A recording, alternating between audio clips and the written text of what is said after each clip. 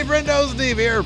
And Larson. And welcome back to Going In Raw, the only pro wrestling podcast you need to be listening to right here at youtube.com/Steve and Larson. Available wherever podcasts can be found. Of course, taped live at twitch.tv/Steve and Larson. On today's episode, another hot episode of Raw with new, surprising women's tag team champions. Being crowned last night in the main event, and a particularly shocking segment between Seth Rollins and Matt Riddle. Oh, wow. Who, by the way, has his first name back, Matt Riddle, which is pretty cool in itself. We'll see how his bitch-ass responds to Seth Rollins at Clash at the Castle. What did you say? Matt Riddle's bitch-ass response to Seth Rollins. What did you just say? Oh, man, that was good. Where are you? Where are you? I'm not going to beat you. I'm gonna F fuck you up. Oh man. Yeah, it was pretty entertaining stuff. I thought Raw was pretty darn good. We're gonna talk about that. We're gonna talk about a half human, half train that WWE is looking to bring back into the company, perhaps. Choo choo. But first, Wardlow had some words to say about MJF and Double or Nothing. So yeah, AEW TNT champ Wardlow was recently interviewed by Digital Spy. What is Digital Spy? It's a website. Digital Spy. Is it like cybersecurity stuff? No, I don't think so. It's like how to install toilet cameras? I wouldn't think so. I mean, if that were the case, I don't know why they'd be interviewing Wardlow about big Double wrestling fans. Anyways, Wardlow spoke to Digital Spy about his underwhelming bout against MJF at Double or Nothing lead up to it. He said this: "That should be considered one of the best nights of my life, and it really wasn't. Everything that was going on with Max at the time and then in my life personally, just nothing was going right, and it's kind of sad that everything built up to this big night, and there was so much that ruined it. All the crap with Max and everything he was pulling. I mean, I showed up that day not knowing if I was wrestling. There's a lot more I could say about it, but I don't want to get angry. But yeah, that should have been one of the best nights of my life, and obviously the outcome was amazing, but I really didn't ever have the opportunity to enjoy it. I feel like ever since that night, things have been kind of just off, and I feel like I'm still trying to get back on track ever since that night, and we'll get there, but it is what it is. In this life and in this business, not everything goes perfectly. So, Larson, let me ask you this. With reports that MJF might be returning to AEW, is he just sort of setting up a story here, or do you think this is a shoot, man? I mean, I saw this is from Digital Spy's website, but I saw the actual interview clip on Twitter late yesterday. If this was a work thing, it seems then Wardlow is actually damn good, because this came off as very genuine. Interesting. In the actual video clip. To go along with what we had heard about MJF's situation leading up to Double or Nothing, there was some doubt, evidently, in Wardlow's mind whether he was going to show up. Now, is it possible this could lead to something? Maybe, but I don't necessarily think this answer is necessarily phrased or worded in a way to lead up to any sort of storyline. It's just based on the video. It just seems like he was asked a question about that, and this was a genuine answer. So, yeah, I don't know. I mean, this could be, the term work shoot. Maybe he feels free to talk about it, where maybe he didn't before. Now that MJF might be coming back, maybe he's thinking, hey, this is going to be a possible story, and I can get sort of the real life stuff. Well, here's off another my thing chest. too. Mm-hmm. That's even assuming that he is under the impression, or he has any information about MJF coming back. And unless he's going to be in a story with him, I don't know if he would have that information. That's a good point. Yeah, I don't know. But taking it at face value, it kind of confirms. Oh yeah, what you and I had suspected. I had seen there are a lot of defenders of MJF and that match in particular. Now, I'm sorry, I'm not the smartest guy in the world, but I've seen, I think, every MJF match there's been since he's been in AEW, and this was by far the most phoned in match. And you could just, it was a paint by numbers thing. When he took out in the most blatant, obvious way that diamond ring, the dynamite diamond ring, and it was in full view of the ref, the match opened up the card, which means that Tony just wanted to get this out of the way so that it would happen. Yeah, in this situation, yes. And there was just a lack.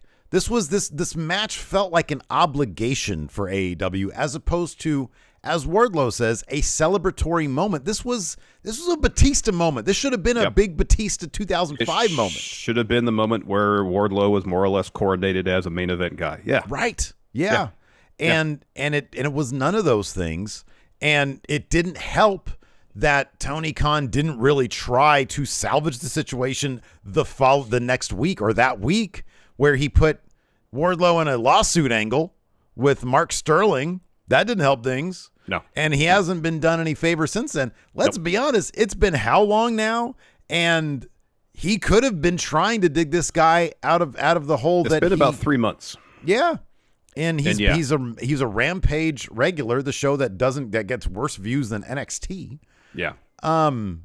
So they haven't done him any favors. I wouldn't put it squarely on MJF necessarily, because, the next night Tony Khan could have done the next episode, Tony Khan could have done any number of things with Wardlow to establish, hey, this guy, I'm going to try to salvage this and make this guy the main event that we all know he could be. Yeah.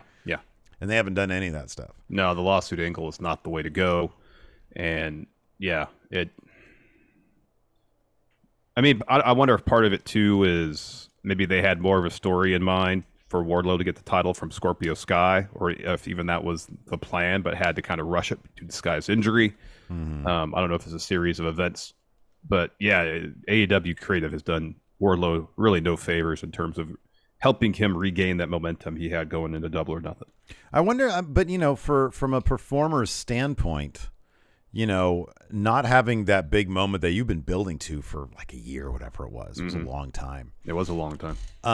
And there was so much steam behind it. And I wonder if just as a performer, it's hard to get your legs back and even have the confidence to suggest stuff to Tony Khan, because at AEW, we know that's sort of the deal. And he's been there for a little while, and maybe he knows that's the deal, but it's like, man, I don't know. I was shot in the leg in this match, and this moment was supposed to be huge, and it was taken away from me. It's like, how do I respond to this? He's been led down this path for so long, and putting his trust in Tony Khan and MJF to a degree, I guess. And then it was sort of like taken away from him. Interesting to hear his thoughts. Yeah. Digital Spy apparently is a Europe, a UK entertainment site. Entertainment site. There we go. So that's good. Good. Anyways, let's talk about this man. Might be a big name coming back to WWE, Larson. Yeah, so Fightful Select is reporting that WWE has pitched and or discussed bringing Get These Hands Braun Strowman. I'm not finished with you yet. Back to the company. WWE. Again, this is just pitches and discussions. No confirmation. So Braun was released back on June 2nd of last year. Worked, of course, predominantly with Control Your Narrative since then. Uh-huh. And then Fightful is also able to confirm Andrew Zarian's report that WWE is interested in bringing Bronson Reed, Jonah, back to the company. Big dudes. Braun's in fantastic shape. All the pictures he posts on social media. Oh, yeah. He's in fantastic shape. Yeah. He is jacked. He is cut. Mm-hmm. He's apparently spending all his time that he hasn't been wrestling working out. Mm-hmm. Yeah. That being said, I don't know. I don't know. It seems like Braun's moment as main event guy has kind of come and gone. Not to say you couldn't use him in more of a utility role, upper mid card thing, but they had their opportunity. I feel like with Braun to establish him as a main event guy, and after the Money in the Bank deal with the cash in, he just looked like too much of a fool, and I couldn't buy him. I couldn't take him seriously ever again. Yeah, he had a real opportunity back in 2017. That being said, sort of a clean slate in my mind for the WWE. I'd be interested to see if they'd be able to recapture a bit of that magic that Braun had going 5 years ago, and that we had seen very sporadically since that time. So I don't know. Would I be interested? I'd have I'll put it this way, I'd have an open mind about it. I mean, as we've seen, taking the same ingredients that he was handed to him, Triple H has been able to make some pretty damn good television as of late, as we saw last night. and in the hands of Vince McMahon, I would have zero interest in Braun Strowman. But with Triple H in charge, I'd have an open mind. Would I be like, oh my God, this is the second coming of whatever? No. But I'd have an open mind and see where they'd go with it. I mean, I'm part of one of the things I appreciate most about what Triple H is doing with Raw, especially Raw and SmackDown as well, is increased emphasis on wrestling and put on like really good matches on a weekly basis. And Braun had some entertaining bouts, and he just had some entertaining stuff when he was destroying everything. That was entertaining. That was also 5 years ago.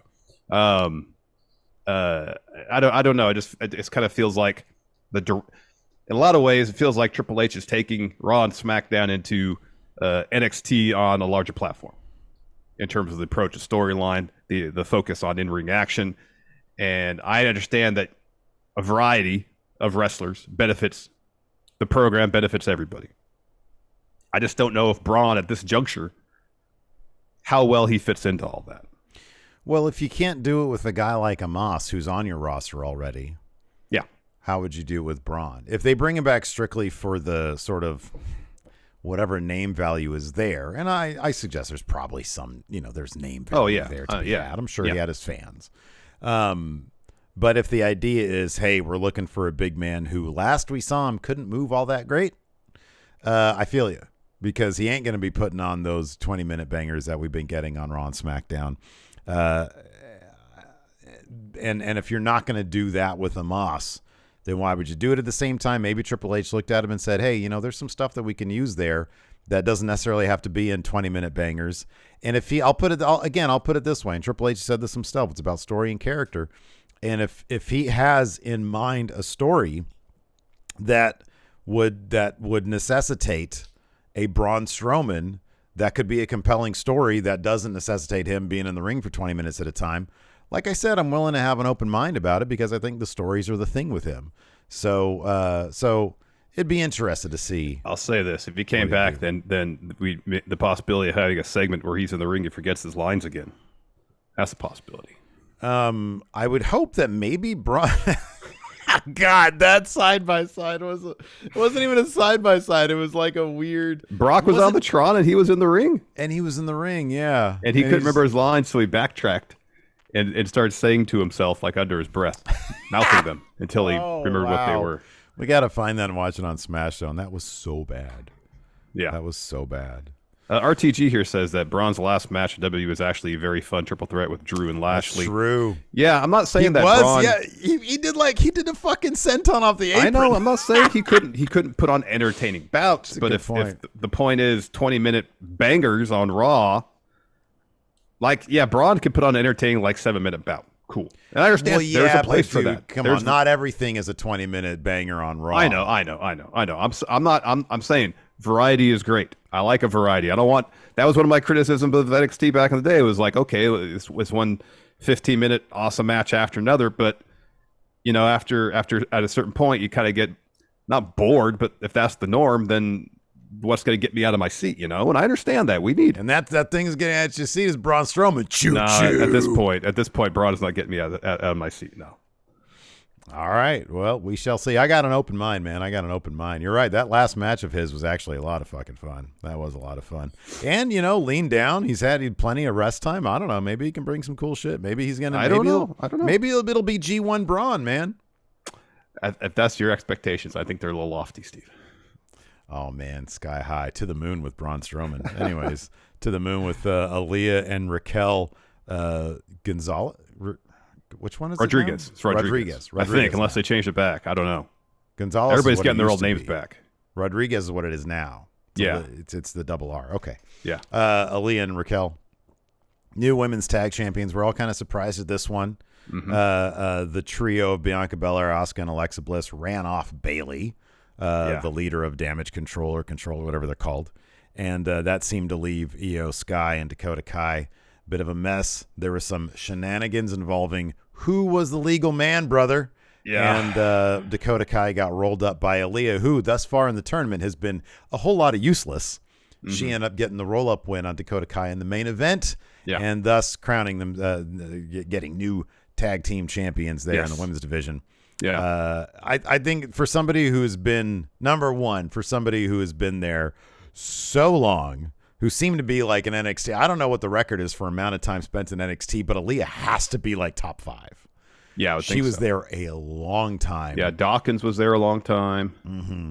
But then he got brought up to Maine before she did. So yeah, and to see her throw up on her main roster debut, cry last week in her hometown. Somebody who's so emotional. It's kind of nice to see this for her. Raquel obviously is already pretty decorated with her time in NXT. Yeah. But yeah, we were all shocked to see this. Where does the story go from here leading into Clash of the Castle, and especially with Sasha and Naomi rumored to be coming back pretty soon? I would expect. Now, here's the thing. It seems obvious that Triple H likes Raquel quite a bit. This is the third time she's been a tag champion under the WWE umbrella. And both Raquel's previous reigns, the first 2 previous reigns in NXT, didn't last very long. And I wouldn't be surprised if this reign is likewise pretty short. The story of the last 2 matches that Aaliyah's taken out of the picture. Raquel pretty much, for the most part, I know Aaliyah got the pin here, but Raquel more or less wins the matches herself. Yeah, right. At a certain point, someone's going to figure that out and then take out Raquel and then make it essentially a 2-on-1 bout against Aaliyah. At that point, easy work. We'll have new tag champs probably. Right. As far as there was some discussion on Twitter whether Dakota was a legal competitor at the time of the roll-up or whether Io was. So there's plenty of justification, I think, just based on how the end of the match was booked for Dakota and Io to get a rematch. And if that were to happen, I wouldn't be surprised if they won the belts at that time. But I wonder if they didn't want to run into the situation at Clash where Dakota and Io had the tag titles, Bianca has the women's title. Maybe they just didn't want to do everything on the line, winner take all. And they thought, well, with all those belts in there, it'd be kind of weird if we didn't do it winner take all. So we'll have Aaliyah and Raquel win it first. At some point in the near future, have Dakota and Io win them, and then Sasha and Bayley can return. Sasha and Naomi. Yeah. I don't know, man. I don't know. I thought it was a decent twist. I know a lot of people are whining about it on Twitter because everybody loves Dakota Kai and Io Sky and Bayley and all that, and I totally get that. Again, one thing that you and I for years now have never been want to do is give WWE benefit of the doubt. And at this point, for me, it's a clean slate because of the new creative team. And I am incredibly interested to see how this is going to play out now, heading into Clash, because I don't know.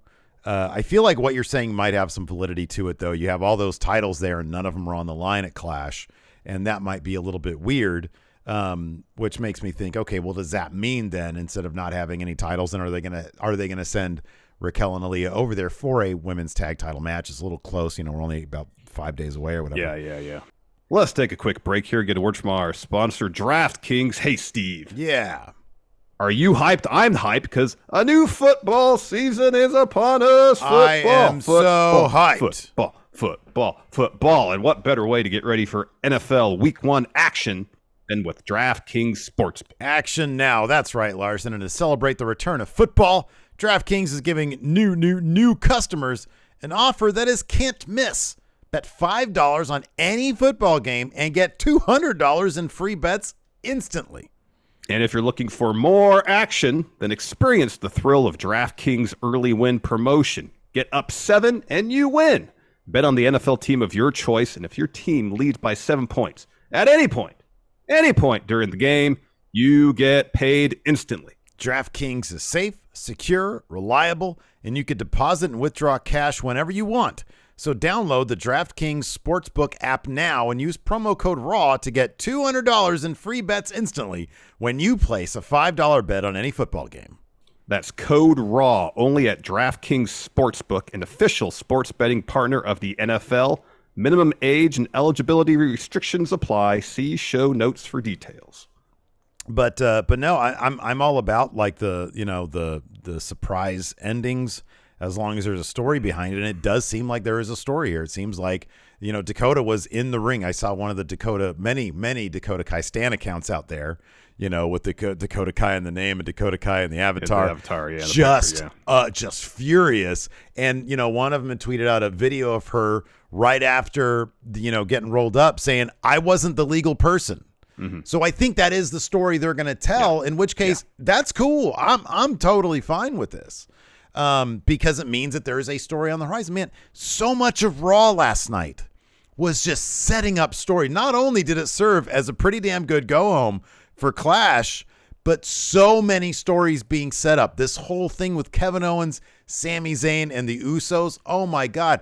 I mean, the one thing that's really dawned on me over the past couple of weeks is you've got these two guys with literally decades of history in Kevin Owens and Sami Zayn. And now we're going to get their story. Mm-hmm. Now that there's so much history with them, even in WWE, whatever story it is that they want to tell or that Triple H wants to tell with these guys, we're going to get it. It's not going to be like, the Festival of Friendship where, oh, man, this was for the Universal Championship and now it's for the United States Championship. It's not a main event because Goldberg shows up.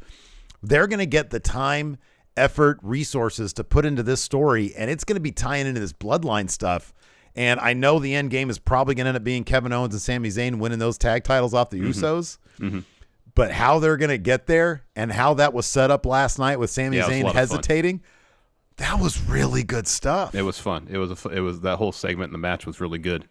That's the benefit of having two characters with history that go back years. I mean, obviously predating WWE, their time at WWE, but also, their stories have woven together at various junctures in WWE as well, and to see all that history play a role in Kevin Owens essentially try to pull Sami Zayn out of this delusion that he's a member of the bloodline. Mm-hmm, yeah. Say to him essentially, it's obvious they're using you at this juncture. Yeah. They're using you to achieve some end. You need to see this so you're not hurt at the end of this. Instead, come join me and let's stick it to the bloodline. Let's win these tag putting him over. titles. You see the crowd reaction when he said, "You're the best in-ring performer in the history of this company," and look at how you're slumming it right now. And the crowd was like cheering that. I love how they're setting this up. I mean, this is gonna be good, man. It's gonna be like Festival of Friendship type stuff, but always, Yeah. Let's talk about another segment that was pretty damn powerful. This is where Matt Riddle said the F word? Bro, when they set up this side-by-side interview, right? And it's pretty good. Like because side-by-sides are never good. No. This one was pretty good. They were talking over each other a little bit at the beginning, and I thought that was good. Natural. Yeah. It seemed natural. And then they go to commercial after it's done. It has a proper finish. We come back from commercial, and they say, hey, this happened earlier when the cameras, when we went away, but we wanted to show it to you guys. So they think the interview's over. They're not on camera anymore. And Seth just says, hey, Riddle, you still there? Because Riddle makes a reference to Becky wearing the pants in the family, being the only man of the family. And that bugs Seth. Yeah. So Seth says, hey, Riddle, you still there? And people had acknowledged that it was sort of mirrored a UFC segment between Cormier and John Jones. Yeah. And he says, hey, Riddle, you still there? And Riddle's like, yeah. And he says, you want to talk about families? Let's talk about your family. How your wife divorced you because her and your kids don't want to be around your bitch ass anymore. What did you say? And Riddle's beside. What did you say? Like, what the? He's like, I'm not going to fight you. I'm going to fuck you up. Yeah. We were shy, and we put our react. This is one benefit of doing like the watch alongs is we get our reactions, which we then put up over at Friendo Club TV for some content. So you can see me and Forcer's reactions to that. And then the women's tag match at the end. We put those reactions up over at Friendo Club, and we were beside ourselves. We were just, oh my God, what is that? And I love that they didn't go back to a brawl. We didn't get to see what happened after that. That was fantastic. And I had said yesterday, they need to do something beyond just another brawl, because we had that in the parking lot yesterday. Yeah, and apparently after Raw went off the air, they went out to the ring and brawled some more. Okay, all right, okay. And this was that thing. This was that thing That was fantastic because anybody who's sort of been half paying attention to Matt Riddle is sort of under, seen where he's been, the family situation, which is unfortunate for that to happen. But for them to sort of get on that page and say, hey, we're going to go there now. Mm-hmm. I thought was just made for good television. It did. It just made for oh my God, jaw dropping television. And everybody's performances were spot on. Like the moment that Riddle brought up Becky, Seth, at that point, no more laughing. No maniacal laughing anymore. He is serious. He went rather than put on his pro wrestler voice, Seth. He talked really quietly, and it was almost monotone how he said it. Yeah. To Riddle, he says, "Hey Riddle, you there? You want to talk about families? Talk about your family, about how your wife divorced you because her and your kids don't want to be around your bitch ass." Like it was barely above a whisper. I know. It felt so fucking genuine. It felt so real. Yeah, that was really, really terrific stuff. And on top of that, Riddle's got his first name back. Yep, and apparently Austin Theory does too. Oh, that I didn't see. Mm-hmm. Was it like said on, and I just didn't notice it on the show? I think so. I read about it. Okay. Both of them got their names back. So that's good. That's a good step. That's a step in the right direction. We've had plenty of discussions about changing names or using part of names and all that kind of stuff, and whether it's advantageous WWE do that, protect their IP versus, we see people get released and just barely change the name. They change one part of the name and keep the other part of the name they had WWE and still benefit from the general idea of what their name was in WWE. So does the name change even really do much for WWE at this juncture? So, yeah. I've always kind of been of the opinion that when a wrestler has established a brand, whether outside WWE or within WWE, using a certain name, it benefits you to have that known brand on your programming, as opposed to, because you can license that brand, that name, while they're under contract. It's what they do. That's why AJ Styles still has the name. Rather than just give them a whole new name. That, it's just my opinion, because we've seen it time and again where people come in with established brand and everybody benefits from it because it's established brand. Dude, you made a really good point when we were talking about this when this stuff started, the names started coming back, and it was wrestlers use social media in such a savvy way these days that it's not really that it's not like all of a sudden they're going to show up in AEW and it's like, oh, I don't know who this person is because they have a different name. Like, what's the point then? It's like, we know who it is. Yep. Why not allow them to use, if they come in with the name, then they should be able to use that name in WWE and go out with the name, because what does it matter? Like, it's not going to do much. Now, I know. If they come in and they get a WWE name, like, okay, yeah, I can understand that's a WWE creation. Yeah, but at the same time, like, Aleister Black can leave WWE and be Malachi Black. He's still referencing the time of WWE. So really, what benefit did the name change? Unless he just wanted, hey, I'm at WWE now. I want a clean slate. I want a new name. Fine. If that's what he thinks will benefit him, cool. Johnny B here in chat says Miz said Tommaso last night when he was leaving. Did you notice that? I didn't notice that. If that's true, that's pretty interesting. I do like how Ciampa refers to Miz as Mike. I know, me too. I also love how he kept shirtless last night when he was walking the Miz out to his car, and he had all that glitter on him. Oh, it was great.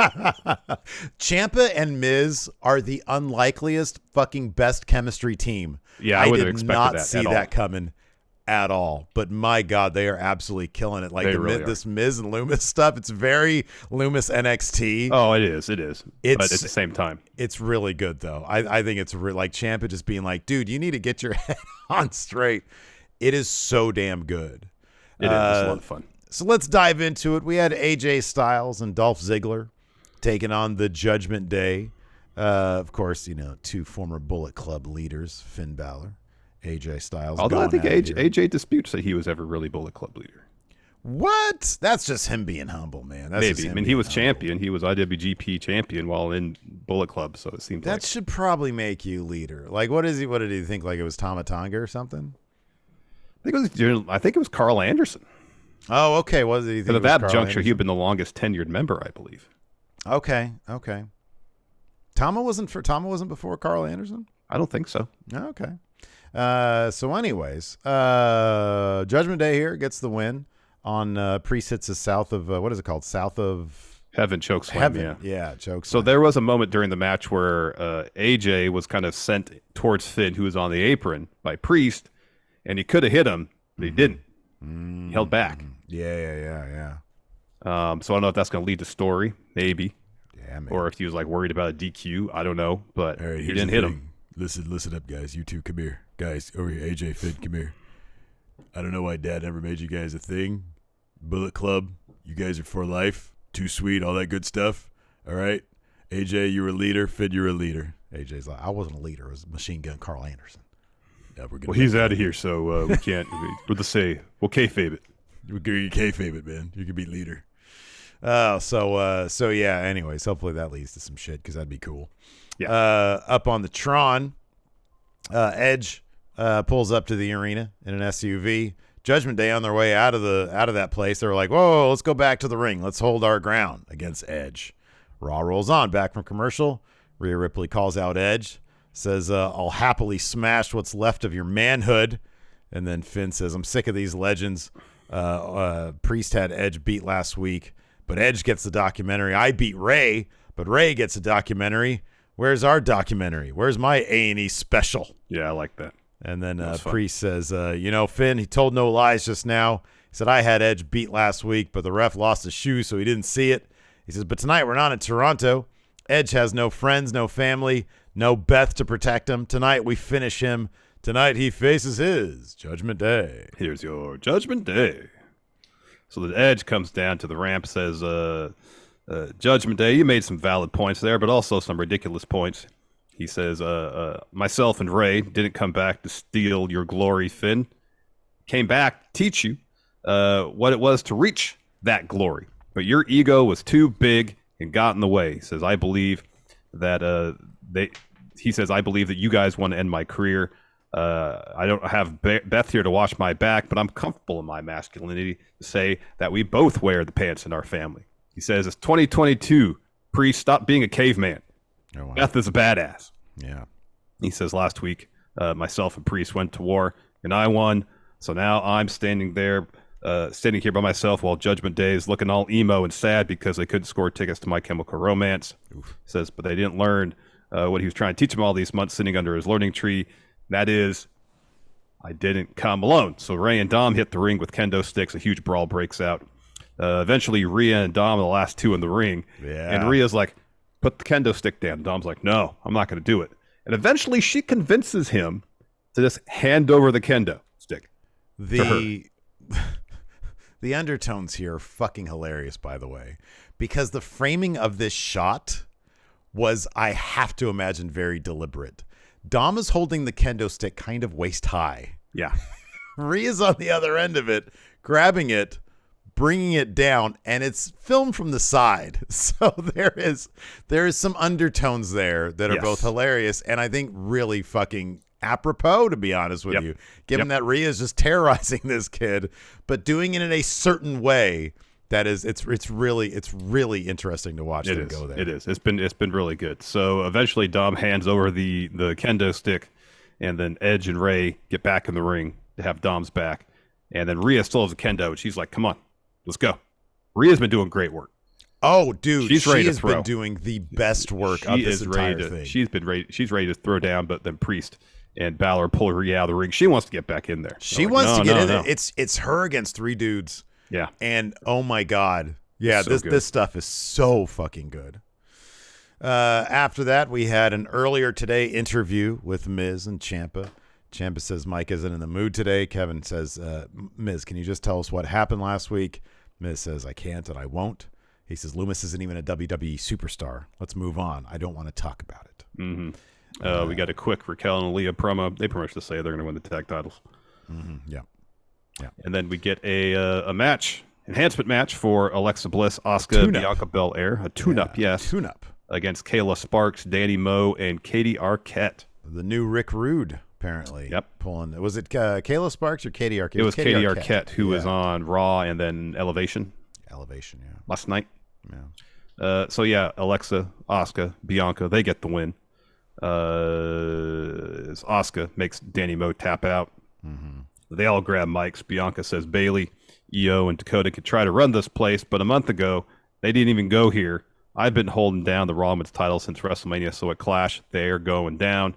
Alexa says things are going to get twisted on Saturday because she looks over to Asuka. Asuka says because they're not ready for them. And then Bianca says the three of them always talk about Bayley, Dakota, and Io. That is, always talk about damage control, but at Clash, we're taking control. Yep. They're in control again. After that, Ciampa and Miz chat backstage. Pierce steps in. Ciampa tells Pierce, he says, Miz has had a lot of distractions today. He's got a match to prepare for. Pierce says, hey, man, I want to talk about last week. You've got the support of the company. If you need counseling, anything, let me know. Miz says, I don't want to talk about it. I want to focus on my match. Pierce says, Loomis has been released by the police because you neglected to press charges. And Miz is like, what? How did that happen? He's like, well, you didn't even press charges. You didn't talk to him. You didn't say anything. You didn't say anything. He says, I'm going to be blunt. If you want to talk about it, it's going to make it easy for Loomis to get away with it. And Miz has nothing to say. He says, come on, I'm just trying to help. Miz is like, you're trying to help by putting me in a match against Bobby Lashley after everything I went through last week, which is an excellent point, by the way. Yeah, I know. I love how Pierce just goes right after that missing a beat.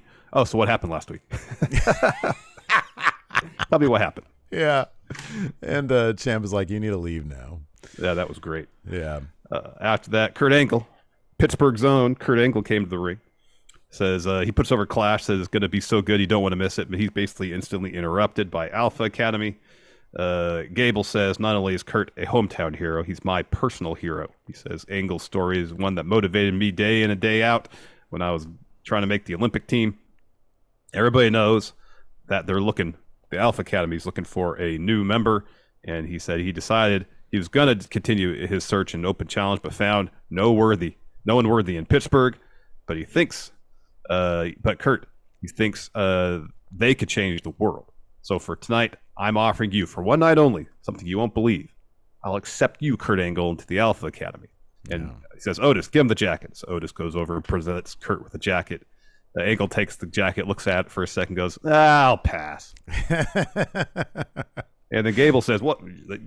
It sounds like you just turned down the greatest one-night offer in history. Tell me that's not true. And Angle's about to do the true is damn true. Gable shooshes him. And that shoosh looked like his head was getting purple, man. Yeah. Shoosh! And then Angle says, did you just shoosh me? And he says, you shoosh. And Gable says, I do the shooshing around here. And they have a shoosh off. It was a bit of a Vince McMahon type segment right here. You can sort of see where Triple H's and Vince's comedic commonalities here play off. Yeah. So anyways, Gable says, that's enough. He tells Otis to show Kurt what happens when somebody turns down an offer from the Academy. The thing I like too also is that earlier on the crowd was getting a bit restless and they were starting to boo Gable, and he said everybody shoosh, your guys are there's an Olympic hero in this ring, also Kurt Angle is here. Yeah, which is pretty damn funny. So as Otis approaches Kurt Angle in an intimidating fashion, Street Profits run in to make the save. Ford says, the Academy, you must not know the motto. If you mess with Kurt, you want to get hurt. He says, we're on Raw making a fuss because on SmackDown, you guys messed up our bus, which means you're at the right place at the wrong time. We're looking for a fight, and of course, we want the smoke. And Gable says, we'll accept the Prophet's challenge on one condition. After we win, Angle has to join the Alpha Academy and does whatever I say to take Kurt to the next level. Like Kurt Angle has to go to some other level. I know. Olympic gold medalist, one Olympic medal with a broken neck. Right. Yeah. Kurt Angle has all the confidence in the Street Profits, so he accepts that, and we get a really terrific match between the Street Profits. This match was really good. It was really good. Yeah. In the end, Street Profits get the win. The finish was a lot of fun. So Gable is looking for an ankle lock. Ford eventually reverses that to an ankle lock of his own. Otis breaks it up with a splash. So then Otis, he walks over to Kurt, who's sitting by commentary. He tells Angle, you're joining the Academy. Mm-hmm. Then Dawkins runs in from out of frame, pounces the shit out of Otis over the announce table. Into Byron Saxton, who took a tumble as well. That was a massive pounce. That was a massive, massive pounce. So Gable is looking for the rolling German suplex. Ford lands on his feet. The Street Profits hit this great pounce German suplex combo. And then Ford follows with the frog splash to get the win. And afterwards, Profits go celebrate with Kurt, and they hand him a cup. They all take a drink. Kurt spits it out. He's like, hold on. And so there's a cooler in the background behind him. You know what's going to happen. Yeah. Oh, yeah. And so he produces some milk. They all cheers. They all drink some milk. The look on his face when, the solo cup, when he downed the contents of it was fucking hilarious. So it's like, come on, Kurt, what do you think is going to be in there, man? It ain't just water. So anyways, earlier in the day, we got some fan footage, some quote unquote fan footage of Seth Rollins and Matt Riddle brawling in the parking lot, broken up, of course, by some J&J security. Yeah. Then we had the Matt Riddle, Seth Rollins split screen interview. It was hosted by Corey Graves. Corey Graves is the first person to say Matt Riddle, by the way. They're asked what went down earlier. Seth says Riddle was creeping by my bus. Riddle says, no, I was just on my phone talking to Randy. So they're chirping over each other. They're asked, where did this all begin? Seth says, I haven't been targeting Riddle. Riddle's been a thorn in my side ever since Money in the Bank, and here's the issue. I'm at the top of the food chain, and Riddle's on the come-up, so this clash was bound to happen, but there's only one problem. It's my time, not Riddle's time, and he's not on my level. So Riddle says, Seth is scared of me. Seth thinks I'll embarrass him, just like Roman did, just like Cody did, and just like I was going to at SummerSlam. So Seth says, I'm going to let you in a little secret, Riddle. Nobody likes you. They can't stand how you talk, your stupid face when you finish. When I'm finished with you. And when I'm finished with you, it's not just going to be for me, it's going to be for everybody. Riddle says, if Seth's trying to get rid of me, it's going to take a lot more than what you're doing because I'm going to be here for a long, long time, so get used to it. Seth says, I'm going to finish Riddle this Saturday, and if that means putting you on the shelf next to Cody, then that's what I'm going to do because I'll be done with him and I'll be able to move on to the undisputed title, and there's nothing you can do about that. And they're asked, what can you expect this Saturday? Seth says, I'm going to steal the show. I'm going to stomp Riddle's head into the mat and show him who the man is around here. Riddle says, I'm going to prove there's only one man in Seth's marriage, and that's Becky. And this whole time, like you mentioned earlier, Seth was laughing it up and doing it. Oh, being Seth freaking Rollins, yeah. Right, exactly. And on that line, Seth went cold. Yep. We cut to Miz and Ciampa backstage. Yep. So there's walking backstage. They walk past the security guard. Miz stops, turns around, and goes back to the security guard, looks at him. Ciampa walks back up to him and go, are you all right? And Miz says, yeah, I'm fine. And then we go back. So we go to commentary, and they say, during commercial break, cameras are still rolling. The interview is over. We caught this bit of video. And as we talked about earlier, Seth saying, hey, Riddle. And the Riddle goes, yeah, what's up? You still there? Yeah. Well, if you want to talk about my family, let's talk about your family. And why you don't have one, because your wife divorced you and took your kids because they don't want to be around your bitch ass anymore. And Riddle says, what did you just say? What'd you just say? And Seth goes, you heard what I said. And then Riddle says, all right, I'm not just going to beat you up. I'm going to fuck you up. Where are you? Yeah. Where are you? And Seth just goes, I'm right here. Yeah. Oh, that was good stuff. It was good. After that, we had Bobby Lashley versus The Miz. Miz, of course, was just distracted the entire time at the prospect of Loomis being around. By the way, earlier on backstage when they were walking, there was a shot when Miz got freaked out for a second because Loomis was there for like a split second. Oh, and they went back to the security guard. Yeah. The Miz the entire time distracted by the idea of Loomis Ciampa trying to keep his head in the game. At one point, it was a great moment, too. Ciampa just doing what he could to protect Miz. Bobby Lashley had Miz up on his shoulders, ready to post him. Ciampa got up on the post like a koala bear. Wraps himself around the ring post to protect him. And so he's protecting Miz from getting posted. At one point, of course, Ciampa didn't see this, but Loomis did appear up at the very, very top, where the fans are, like up at the top of the stairs, like way back in the on the lower level, yeah. And so everybody notices except for Ciampa, and Miz is freaking out, and Ciampa's like, get your head back in the game. Miz points to where Loomis is. They go back, and Loomis is gone. Mm-hmm. So Ciampa thinks he's just going crazy. Of course, that leads to because Miz almost had this. Well, I don't know about one necessarily, but he had Lashley on verge of a skull-crushing finale. Yeah. And so all this Loomis stuff led to Lashley. Miz just walked backwards into a hurt lock. Yeah. Of course, he has to tap out at that point. Yep. Then we get a cool little bit between Kurt Angle and Edge backstage. So Edge says, hey, I did something special for you tonight. I got some pictures made of some of our greatest moments together. And they're all like large pieces of poster board.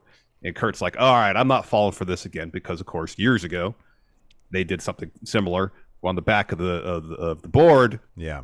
With stuff like, hey, Kurt Angle sucks, you suck, blah, blah, blah, the arrow pointed Kurt Angle, stuff like that. And so Kurt turns the first picture around, sees there's nothing on the back side of it, and goes, "Oh, all right, well, I guess it's nothing." And so he starts going through the pictures, and of course, all the other ones have things on, like, "I'm sorry I started the 'you suck' chant. You still suck."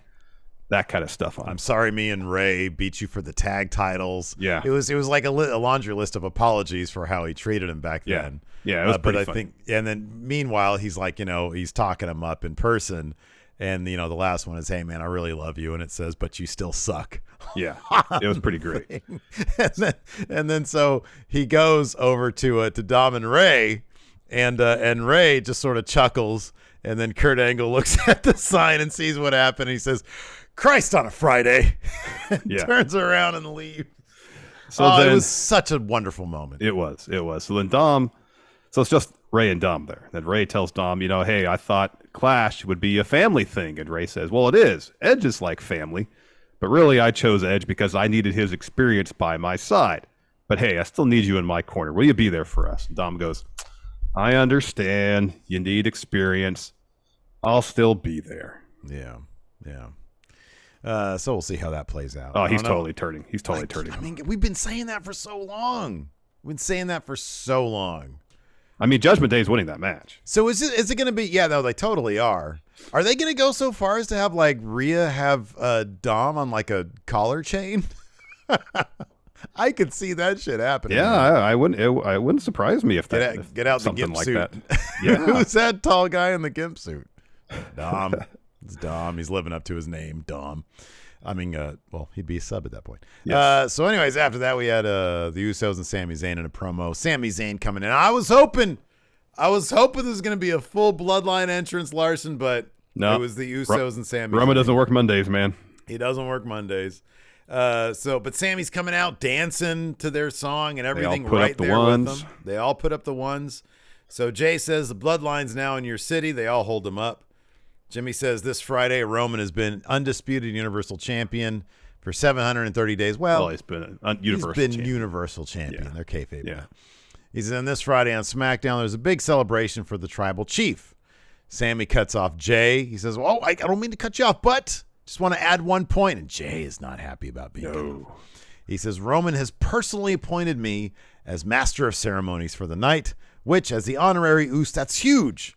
He says, "Let's not forget about what you're looking at right now." Well, first Jay, Jay Mad Dog Sammy. Yeah, and Sammy realizes, so he decides to pump them up. Yeah. He's like, "Let's not forget, though, what you're looking at right here, right now, because you're in the presence of the most dominant tag team in WWE history, the undisputed tag champions, the Usos." And Jimmy says, "That means the Bloodline is running both shows." Jay says Roman's going to beat Drew at Clash. They're interrupted by Kevin Owens. Yep. And Kevin Owens says, "First of all, Bloodline, you didn't run anything on Monday night because I made it clear that Raw is still the Kevin Owens shows. But I'm glad you're here because I get the opportunity to remind you that Roman still owes me one." And Jay asks Sammy, "Hey, is Owens still your boy?" And Sammy says, "Well, technically, yes, he is." And then Jay says, "Well, you better get him before I do." And Sammy says, "All right, let's all take a second. Let's settle down. I'll explain it to Owens." And he says, "Here's the thing." He says this to Kevin Owens. He says, "Roman doesn't owe you or anyone anything ever, so that's how it is." And Owens tells Sammy, "I don't think you could find a way to look stupider than when you grew out your hair, and yet every single week you manage to by running around with the Bloodline, letting them treat you the way they do." He says, "I'm genuinely sad that you've forgotten that you're one of the greatest in-ring performers of all time, and now you're reduced to being the Bloodline's personal clown. It's pathetic. I still consider you my best friend, more like a brother, but it's sad to see what you've become. You should look in the mirror and reassess things." And Sammy says, "Kevin Owens, you don't know what you're talking about." He says, "You're like all these people. Everyone online who keeps sending the meme, he thinks he's on the team." He says, "You can't get your head around the fact that the Bloodline actually likes me." He says, "Look, Jimmy likes me," and they do their handshake. And he goes to Jay, and he goes, "Well, we're working on it, but most importantly, Roman likes me. That's why he invited me into his dressing room. That's why we were united. The four of us were united at the end of SmackDown." And then Jay says, "Kevin Owens, if you don't turn around and walk up that ramp, I'm going to drop you like we did to Drew." And so Owens turns like he's going to walk up the ramp, then turns back around, gets in the ring, and says, "I don't care." He says to Jay, "I don't care what you did to Drew. I do care about what you did to me. Don't think I forgot that you and Heyman were the only reason for me not beating Roman for the Universal title 18 months ago. He says, so on Friday, you can celebrate Roman's 730 days as champ, but you can also celebrate 2 years of having your head up your cousin's ass. Yeah. And so, Jay and Owens are getting each other's face. So Sami says, here's the thing, trying hard to keep the peace. I don't want to be a problem, but the way you're talking right now, Kevin Owens, you're begging for Jay to kick your ass. And Kevin Owens just says, yeah, you know what, Jay, this is the part where we drop the mics and get a ref out and fight, isn't it? Mm-hmm. Ref runs out. Yeah. We get a match there. Great line. And Jay isn't. They have defined their characters individually so well. The Usos have throughout this entire thing. Mm-hmm. And then we get that match, and it's a phenomenal match. And of course, the big plot point of this match is at one point Jimmy has the ref distracted. Jay has Kevin Owens down with his head sort of outside the ropes near commentary, and they're telling. So they told Sami just moments earlier, get a chair, get a chair. Sami's like, what are you talking about? He's like, get a chair. Sami gets a chair, and he realizes what's happening. Ref is distracted. They want him to blast Kevin Owens in the head with the chair. He can't do it. He can't do it. The Usos both confront Sami about it. Meanwhile, which means Jay is distracted as well. Bang, he gets hit with the stunner. Kevin Owens gets the win. Phenomenal bout, too. Really good. Awesome, and a really great plot point here. It's going to be interesting to see what goes down on Friday, given that it's already been taped, how they're referencing this stuff, and then how that leads to the clash. Yeah, it's got me on pins and needles. Then we get a Bayley, Io Sky, Dakota Kai interview. Bayley says, Bianca, you're right. You have been holding it down since Mania, as in holding everybody back, and that's why they all need me to lift them up and bring the division back to life. And that starts a clash where we get rid of you, we get rid of Alexa, get rid of Asuka, and pretty soon everyone will be looking up at me again, their role model, while we all look down at you. And Dakota says they're going to take over this entire company. They're in the finals of the tag team tournament. A chance to not only say that we're in power, but to prove it. She says Raquel and Aaliyah have beaten some of the best to get here, which means it's going to hurt that much more when we send them back to SmackDown. And Io says, yep, we're going to leave Raw as the new tag team champions. Yep. Miz is hurrying outside to get to his SUV. Ciampa chases him down. Mike says, Tommaso, I'm good. He's about to get in the car. And then Kevin walks up, tries to get an interview. And Miz is like, I don't want to talk about it. He gets in the car, closes the door, and as the car starts to drive away, a light pops on in the back seat. And Loomis is in there, and he's just staring out the car towards Kevin. It's so creepy. I know. His gimmick has a danger of being really one-dimensional, but he does it so damn well. He does it so well. And yeah, I mean, that's a problem for, I guess, at another some point day in the future. Yeah, exactly. That's when you bring Indy Hartwell to Raw, and that's how you add the dimension. Absolutely. Yeah. So earlier in the day, John Gargano is being interviewed in the empty arena. And he's asked, what did last week mean? He said, last Monday meant everything to me. Wrestling is my life. And wrestling has been out of my life for 9 months, the longest I've been out of a ring since I was 8 years old. He says, I'm excited to get back in arenas like this one and do what I think I was put on this planet to do. And he's asked about, well, did Theory ruin that? His moment last week. And he goes, no, I was excited to see Austin. So say what you will about that kid, but he's like family to me, and I've sat back and watched him, and I'm happy for all his success. It doesn't surprise me because Theory has every genetic gift I don't have. That's why we were together in NXT, but success affects everyone a little bit differently, and you're a different kind of winner when you start at the bottom. In Theory, given those gifts and who he knows, and while he's saying this, Theory is walking down the stairs towards him.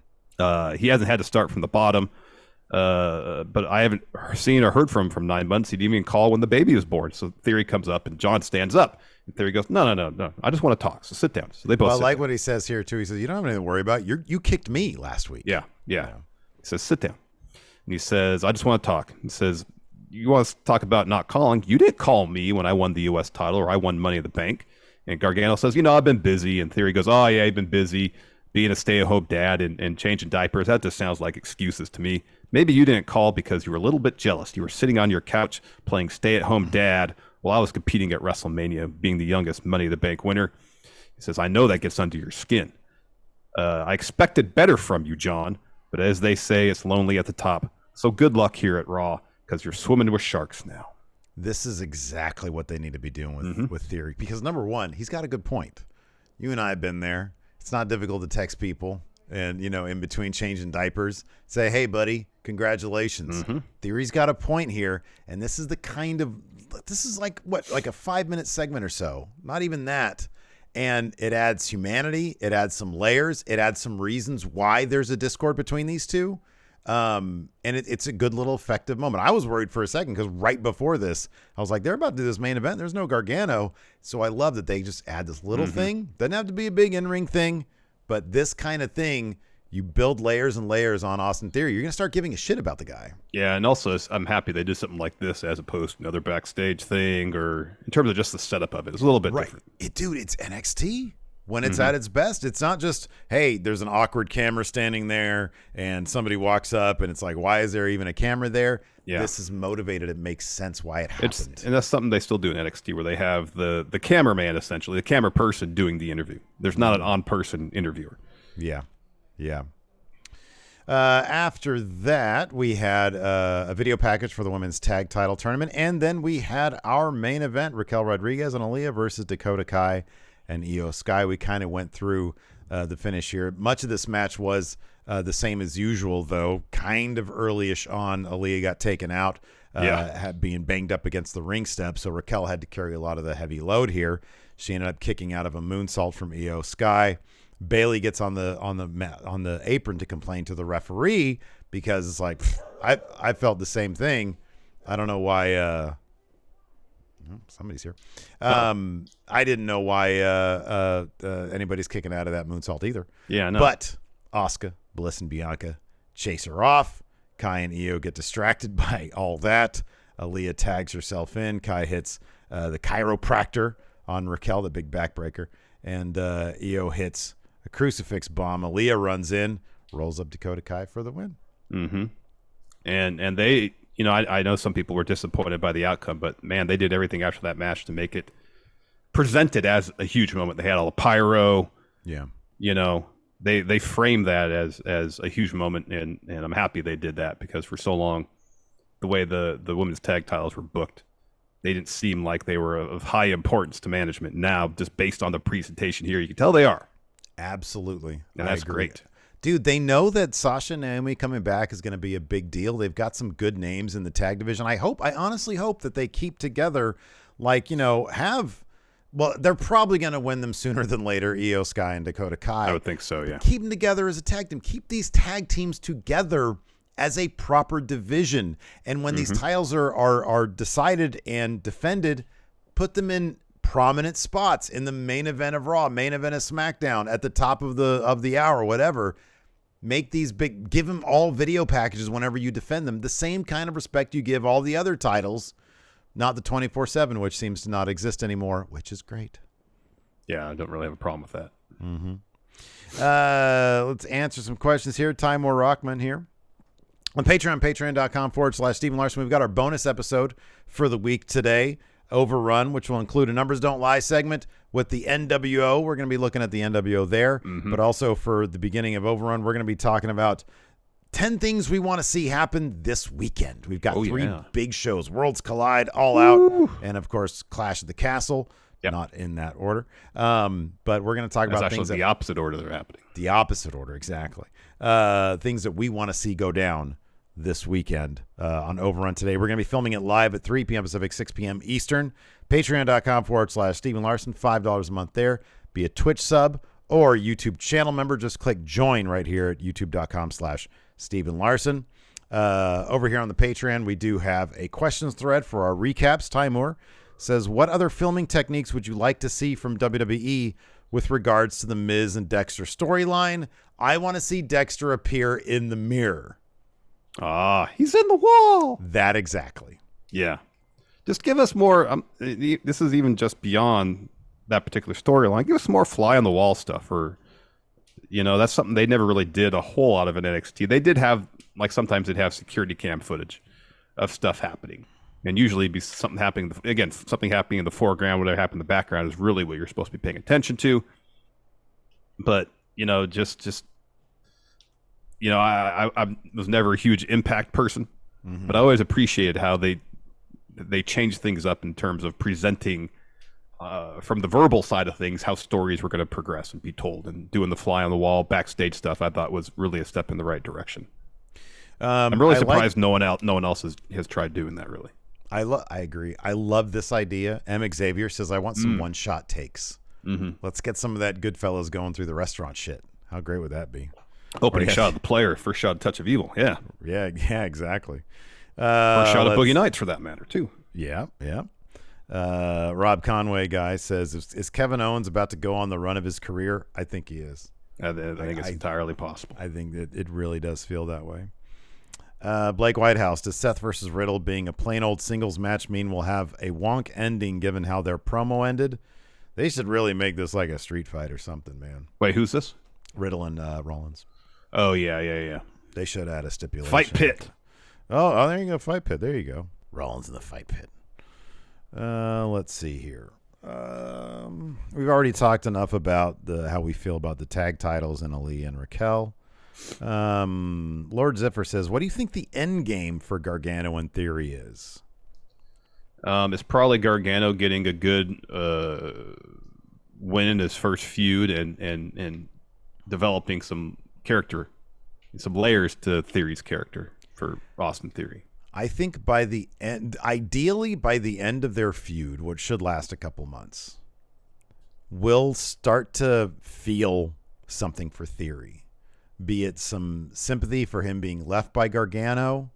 We'll start to understand the character more. That's more than wins, losses. Theory needs to come out of this in terms of wins and losses, but there needs to be an appeal to his humanity that we see and understand.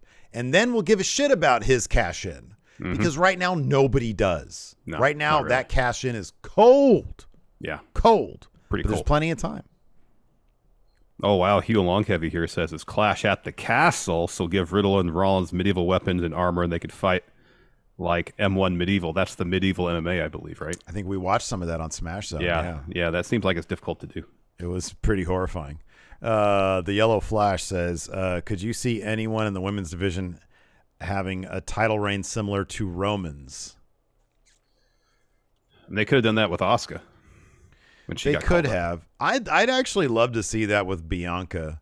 The more she wins, the more her ego grows, and it starts to turn into something kind of toxic, and then we get like a slow burned heel turn for Bianca. I think that could be kind of fun, but not like, I want to see, there needs to be more dominant heel champions. I'm tired of the chicken shit heel. Yeah, me too. Who wins through nefarious means. Have Bianca become like the Brock of the division, How cool would that be if she's just full of herself, but it's because she can legitimately beat anybody. Yeah.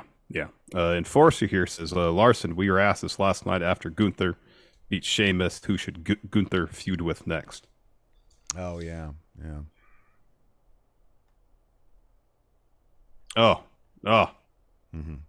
Returning Pete Dunne. Oh, that's good. Okay. I mean, he's already there. He's Butch. I know, but he's returning as he's Pete Dunne again. Not Butch. How about Pete this? Dunne. What if you do this? What if look, they've basically established him as a different person from Pete Dunne. Have him pull double duty. Oh, Pete Dunne returns Peter Sellers and Dr. Strangelove, huh? Yes. How about this? You have the Brawling Brutes on move to Raw via the draft. Butch stays there with them. Pete Dunne comes back to SmackDown. They're different people. But on the SmackDown this week, he started doing the pose, the taunt, and then he pulled his hands down. He needs to stop that. No, they're the same person, because even when he first showed up, they referred to him as Pete Dunne. No, I know. But then they try to kayfabe that shit out. Oh, Sheamus used to hang out in the pubs with these guys. They totally kayfabe this guy away from being Pete Dunne. Walter didn't acknowledge him the other night on SmackDown. No, different person. It's the only way you do it. Have a whole faction of Pete Dunnes. Yeah. Be like, we book Raw. Come on. Be like Sasha Banks and we book Raw. Yep. Exactly. Let's see here. Talked about that. Mayor Planet Houston, what horrifying things did Dexter Lumis do to The Miz while he was kidnapped? So this is interesting. Here's a theory. This is terrible, by the way. So brace yourself. This is terrible. So earlier, somebody here in chat noted that Kevin Patrick, when Miz was leaving, asked him, what did you see in the crowd? Even though the entirety of the crowd saw Dexter Lumis, and we saw Dexter Lumis. What if Dexter Lumis, remember how we talked about on NXT, Grayson Waller could see NXT TV program that the NXT characters aren't supposed to be privy to? Yeah.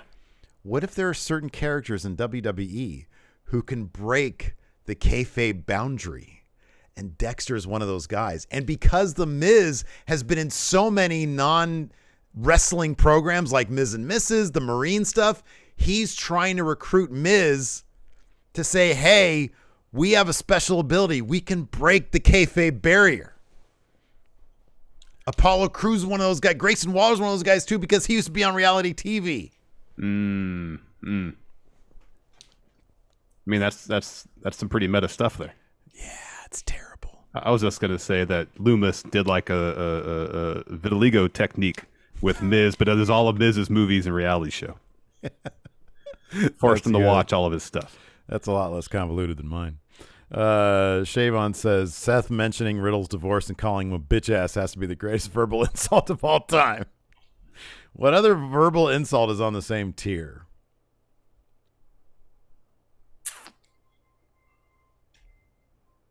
You know, it's not so much what he said, it's how he said it. Mm-hmm. Oh, was that in Seth's case? Yeah, in Seth's case. Yeah. Because I feel like if he had said it with like a bunch of anger, it wouldn't have been as effective. Oh, dude, I know. He said it like it was real. Yeah. So I think, regardless, I could pull some insult out of the ether and say this is it, but a lot of it is how it's delivered. Mm-hmm. Yeah, absolutely. Yeah, I agree. I think that sort of, you're right. One thing that comes to mind, and I'm trying not to think of the obvious ones, but I always really appreciated that John Cena said to Roman Reigns, they brought me back part-time because I can do better part-time than what you could do full-time. Yeah.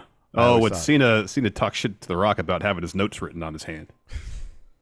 Gosh. He eviscerated him with that one moment because Cena had that look on his face like, oh, I know. I don't know if The Rock knew that was coming, dude. Yeah, I know. I honestly don't know if The Rock knew that was coming. No, I don't think he did. You see the look on The Rock's face? I know. Rock doesn't get cry face. He got cry face there. That was checkmate for Cena right there. He should have come out afterwards and said, the apology better be louder and more public. As loud and as public as the disrespect. God, what a terrible line. Yeah, that line is terrible. That line was terrible. Can I see your manager, please, Hangman Adam Page? Let's see here. Oh, Dan Daniels here says, did anything beat Ricky Starks and Brian Cage? Where's the Philly street fight? The fact that he gave Brian Cage, he torpedoed his career with that one tweet. I know. With a tweet. I know. It's in Philly, you big dumb bitch. Where's the Philly? Why would he put that tweet out? Where's the Philadelphia? I don't know. It's in Philly, you big dumb bitch. Oh, God, that was funny. That was good stuff. Anyways, that's going to do it for the show today. Thanks, everybody, for tuning in. We appreciate it. Once again, 3 p.m. Pacific, 6 p.m. Eastern today. We got Overrun. We're going to be looking at the NWO with Numbers Don't Lie, and we're going to be looking at 10 things we want to see 10 things this weekend. 10 things. 10 things from tonight. Till next time, we'll talk to you later. Goodbye.